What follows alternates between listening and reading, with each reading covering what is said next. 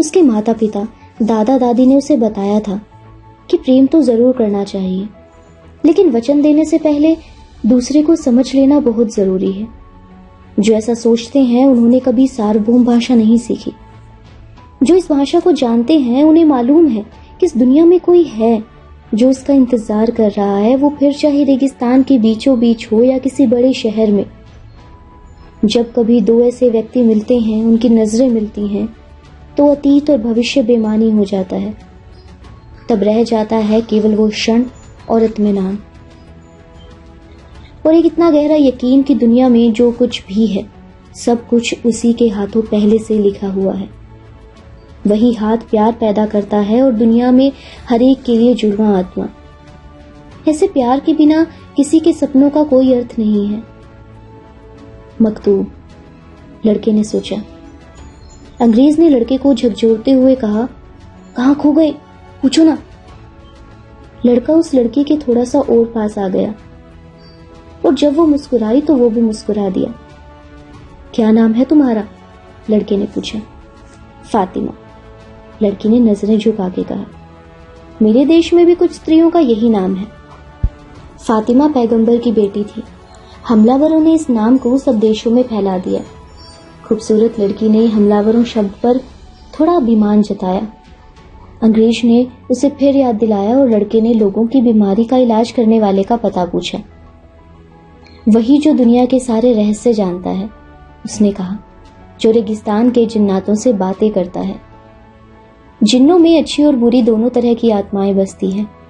और लड़की ने दक्षिण की ओर इशारा करते हुए उस अजीब आदमी का ठिकाना बताया। फिर उसने अपने बर्तन में पानी भरा और वहां से चली गई, और अंग्रेज भी वहां से गायब हो गया अल्केमिस्ट को तलाशने के लिए। लड़का कुएं की मुंडीर पर देर तक बैठा रहा और याद करने लगा वो दिन जब तरीफा में भूमध्य सागरीय हवा का एक झोंका इस नवयुवती की खुशबू लेकर आया था, और उसने उसे तब भी प्यार किया था जब उसे ये मालूम भी नहीं था कि दुनिया में ऐसी कोई औरत का अस्तित्व भी है। उसे पक्का यकीन हो गया कि उसका ये प्यार ही उसे दुनिया का हर खजाना ढूंढ लेने में मदद करेगा। अगले रोज लड़का फिर कुएं पर गया, इस उम्मीद में कि शायद फिर से उस लड़की का दीदार हो जाए। आश्चर्य की बात यह थी कि अंग्रेज वहां मौजूद था। वो रेगिस्तान को एकटक देखे जा रहा था। मैं पूरी दोपहर और शाम अल्केमिस्ट से मिलने का इंतजार करता रहा, उसने कहा। शाम के पहले तारे के साथ वो बाहर आया। मैंने बताया कि मुझे किस चीज की तलाश है, और तब उसने मुझसे पूछा कि क्या मैंने कभी शीशे को सोने में बदला है। मैंने कहा, वही सीखने के लिए तो मैं यहाँ आया हूं। तो उसने मुझसे कहा, मुझे वैसा करने की कोशिश करनी चाहिए। बस फिर बोला, जाओ और कोशिश करो। लड़का चुप रहा।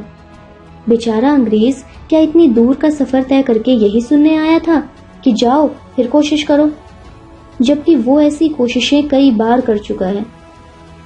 ठीक है, तो फिर से कोशिश करो, उसने अंग्रेज से कहा। वही करूंगा, मैं जा रहा हूं शुरू करने। अंग्रेज चला गया तो फातिमा कुएं पर आई। वो पानी भरने लगी तो लड़के ने उससे कहा, मैं तुमसे एक ही बात कहने आया हूं। मैं तुमसे प्यार करता हूं। क्या तुम मेरी बीवी बनना मंजूर करोगी? लड़के के हाथ से बर्तन छूट गया और पानी बिखर गया। मैं हर रोज तुम्हारा यही इंतजार करूंगा। मैंने पूरा रेगिस्तान पार किया उस खजाने की तलाश में जो कहीं पिरामिडों के पास है, और मेरे लिए कबीलों की लड़ाई मानो अभिशाप बन गई। मगर अब लगता है कि नहीं, लड़ाई तो मेरे लिए वरदान थी, नहीं तो मैं तुमसे कैसे मिलता। लड़ाई किसी एक दिन खत्म हो जाएगी, लड़की ने कहा। लड़के ने चारों ओर खड़े खजूर के पेड़ों की तरफ देखा और खुद को याद दिलाया कि वो गडरिया था और फिर से गडरिया बन सकता है। फातिमा उसके लिए किसी भी खजाने से ज्यादा महत्वपूर्ण है। कबीले वाले हमेशा खजाने की तलाश में रहते हैं, लड़की ने कहा, जैसे कि उसने अनुमान लगा लिया हो कि उस वक्त वो क्या सोच रहा था।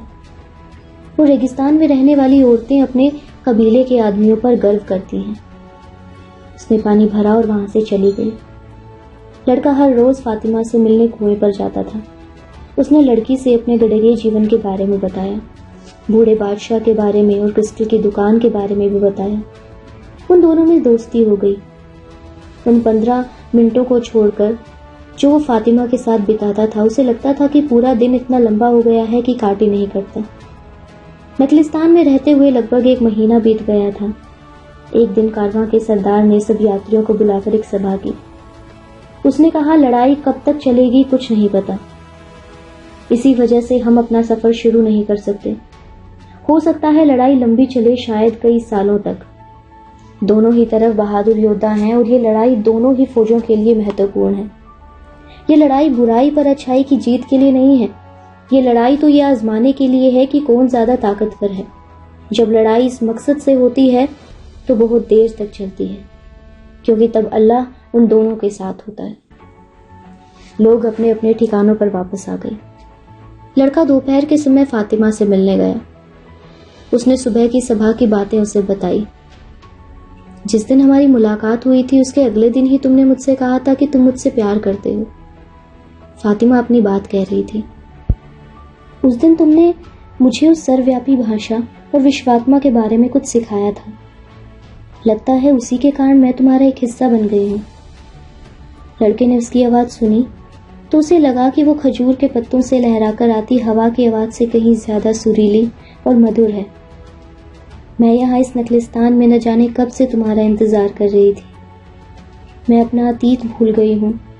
मुझे अपनी परंपराएं भी याद नहीं और मैं वो तौर तरीके भी भुला चुकी हूँ जिनके तहत रेगिस्तान में पुरुष यहाँ की औरतों को बर्ताव करना देखना चाहते हैं।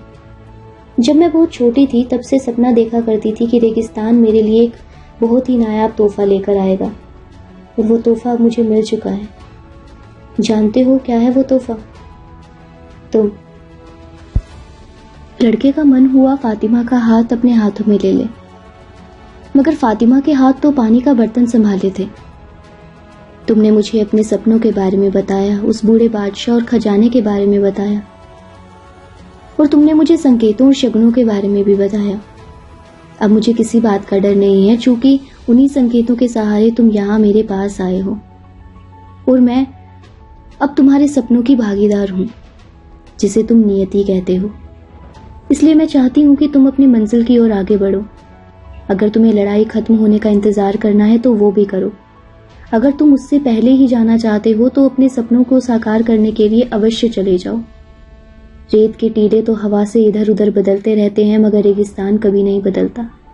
हमारा प्यार भी कभी नहीं बदलेगा। मकतूब।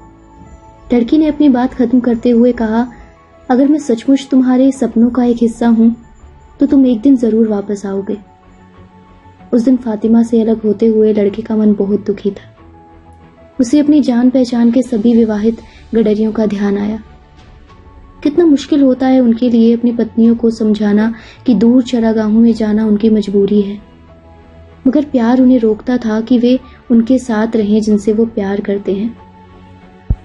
अपनी अगली मुलाकात में उसने फातिमा से वो सब कह डाला तो फातिमा ने कहा, रेगिस्तान हमारे आदमियों को हमसे दूर ले जाता है। कभी कभी वे लौट कर भी नहीं आते। हमें आदत है और मालूम भी है कि जो लौट कर नहीं आते वो बादल बन जाते हैं, पशुओं का हिस्सा बन जाते हैं जो पेड़ों में छुप जाते हैं, या उस पानी में समा जाते हैं जो जमीन से निकलता है। इस तरह वो हमारी हर चीज का एक हिस्सा बनकर हमें शामिल हो जाते हैं, यानी विश्व की आत्मा में।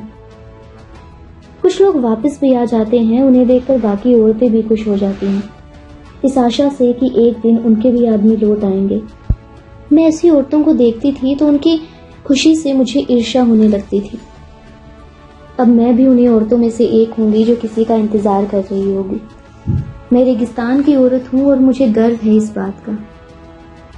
मैं चाहती हूँ मेरा पति भी वैसे ही स्वच्छंद होकर विचरे जैसे कि हवा, जो रेत के टीलों को नित नया रूप देती है। और अगर मुझे करना भी पड़ा तो मैं ये स्वीकार कर लूंगी कि मेरा पति बादलों में समा गया है, बादलों में, पशुओं में और इसके पानी में। लड़का अंग्रेज की खोज में निकल पड़ा। वो उसे फातिमा के बारे में बताना चाहता था। उसे ये देखकर आश्चर्य हुआ कि अंग्रेज ने अपने तंबू के सामने एक भट्टी बना ली है।